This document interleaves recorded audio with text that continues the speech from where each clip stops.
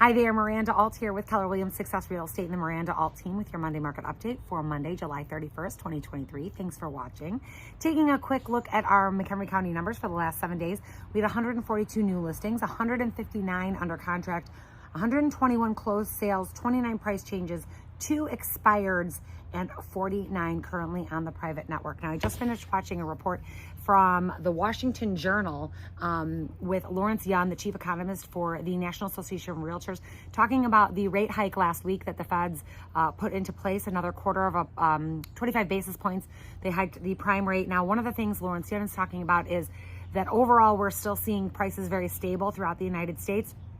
There are certain areas that hiked, and there are certain areas, that hiked over the last year. Prices went up very, very high. Prices like San Francisco, they are now down 15%. Prices are down 15%. Sales overall for the entire country are down 20% from this time last year. Now that's number of sales. That's not our prices. So prices overall are very stable over the last couple of years, over the last year. But there are some areas that are not seeing that consistency. For example, in San Francisco, prices are down 15%. Here in the Midwest, prices are up 3% from last year. So we are seeing gradual price increases. Those that go up do not come down, or those that don't go up don't go down. So we didn't spike, so we're not going to crash in the Midwest. So we're much more stable. And we were talking about that last week, that in the Midwest, we're still seeing, all over the country, they're seeing low inventory. So low inventory is the sort of perpetual problem. Why? Well, because there's a lot of homeowners that don't want to sell their homes because they're locked in at a low rate. And even keep this in mind too. I talked to a client who was thinking about selling her house this year. She was going to rent. She's got some situations why she wanted to sell her home and rent instead. Well, she can't afford to rent her own home. Her mortgage payment right now is $1,300 a month. If she was to go rent the same home, it would cost her $2,500 a month to rent. So she can't even afford to rent. She can afford to own her home because she's got a 3% interest rate, but she could not afford to rent that same home. So that's a really critical thing to keep in mind, is that people that are locked in with a low interest rate could not even afford to buy their same home at this higher interest rate. Interest rates are about double what they were this time last year. So it's making affordability very difficult for some people. Now, some people still have to move. So we're still seeing homes hit the market. Like we talked about, the new listings, there are still 142 people that in the last 7 days in McHenry County put their house on the market. And there's still 159 people in McHenry County that put a home under contract. So there are still homes being bought and sold. So there are people out there that you're going to hear talking and saying, oh, nothing's for sale, there's nothing to buy, blah, blah, blah.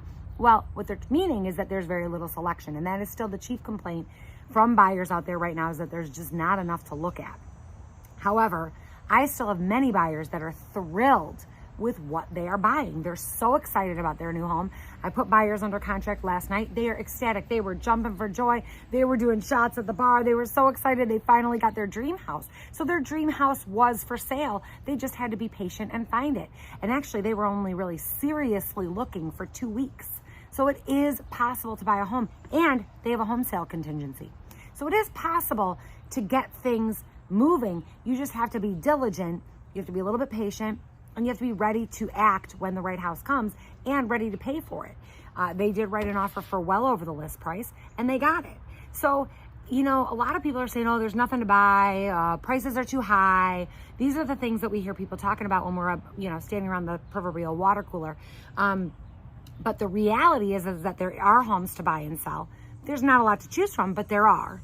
The reality is interest rates are high, but they're not historically high. They're 7%. But that is not high, historically speaking.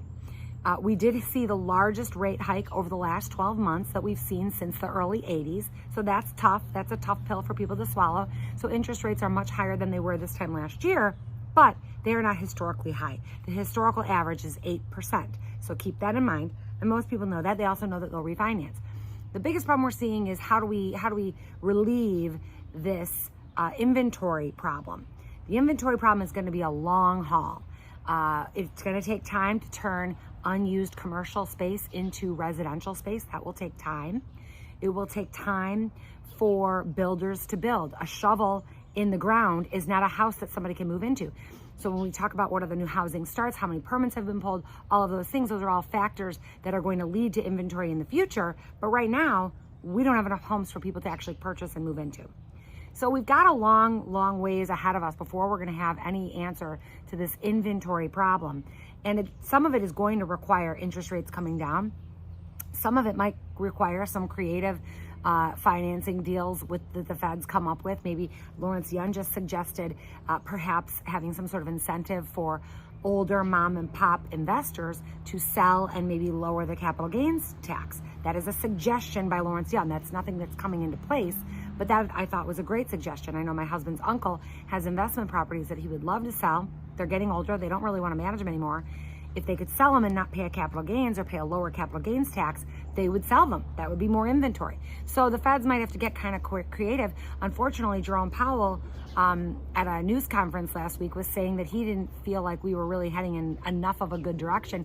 He thinks we still have a long way to go to fight inflation, even though most other economists are saying that, inflation is coming down, is improving significantly. Some reports have said that we're even at 2% already, or that we will be soon. So, the feds are being pretty difficult to work with here, and most economists are arguing that Jerome Powell is being too aggressive. And there is a lag time that it takes for these basis points hikes to take effect. So it doesn't happen right away. They don't hike they hiked 25 basis points last week. Well, that's going to take a little while for us to see the results of what that's going to do. So if they keep hiking, we could end up in a really bad recession if they don't stop doing this. So let's hope that at the August meeting that they do not hike the rates again.